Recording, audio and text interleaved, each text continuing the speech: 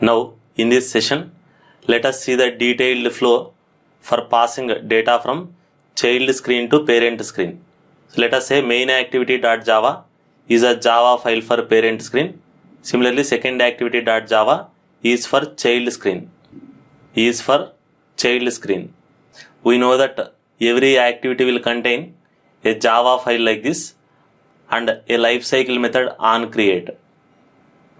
We know that every activity will contain one onCreate lifecycle method also.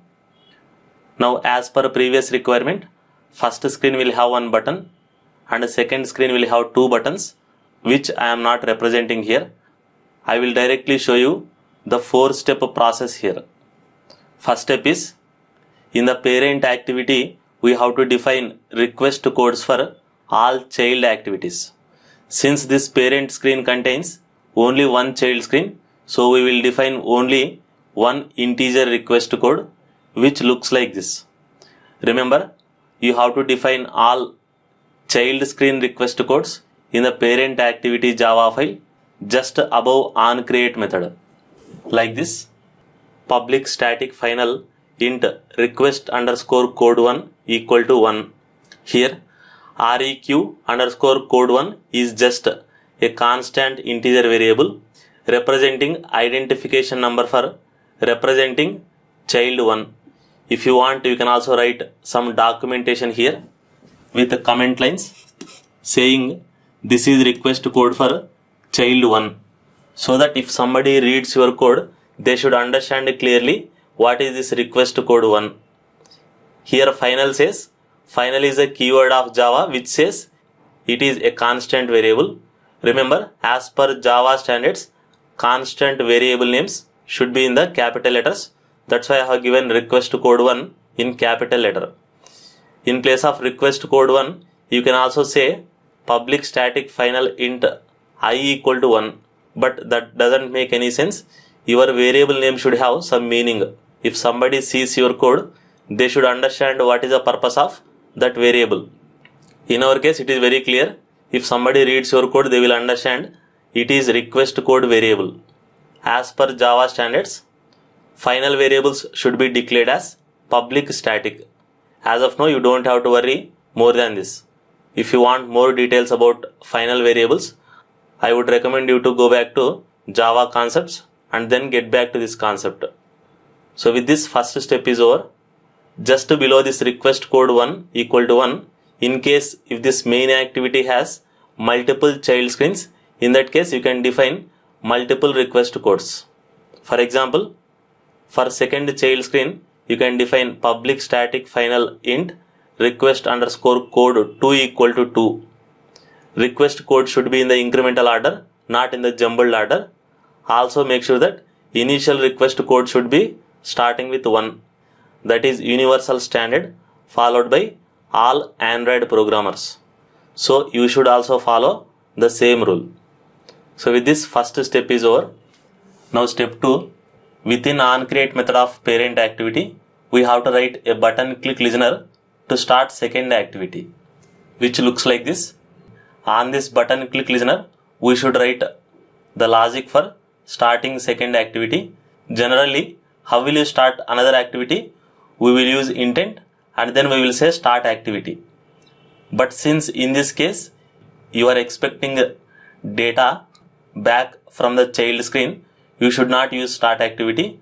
We should use start activity for result. Let me write the code, which looks like this. This start activity for result will take two parameters. First parameter is your intent object, just like start activity. And the second parameter is the request code for the child screen. Here the child screen is second activity. We know that the request code for child screen is request code 1, which is equal to 1. So second parameter, I will pass the request code. This is mandatory. In place of request code 1, you can also pass 1 because we are assigning value 1 into request code 1.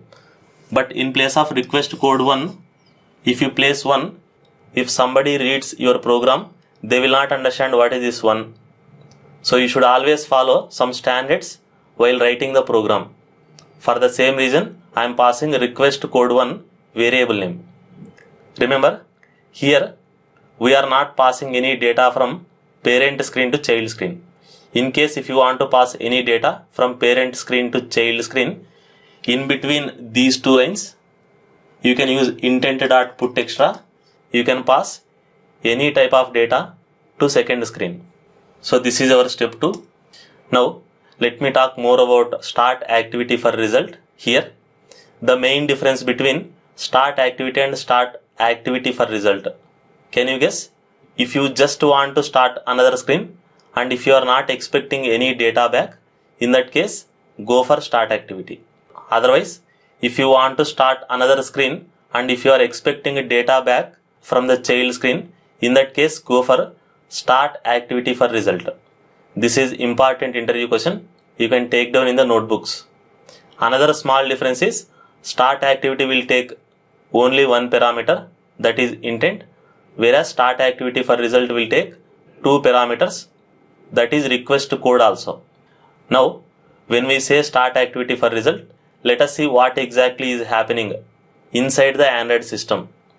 Now, when we say start activity for result, this intent object will be given to Android system. This intent object will be given to Android system, and this which looks like this. Source is this, that is main activity dot this, and the target is second activity dot class, and along with that one you are passing request code also. So inside the intent object, Android system will maintain request code equal to 1. Why 1? Though you are passing request underscore code 1, that is just a variable which contains the actual value is 1. So inside the intent, system will maintain like this. Inside the intent, Android system will maintain like this. In case if you are passing any put extra, that put extra will be available within some bundle here. But anyway, since we are not passing any put extra, that bundle will not be there.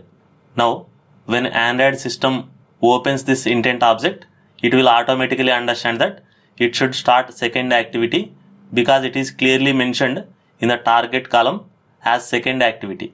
So based on this, now Android system will automatically open second activity and it will enter into onCreate method.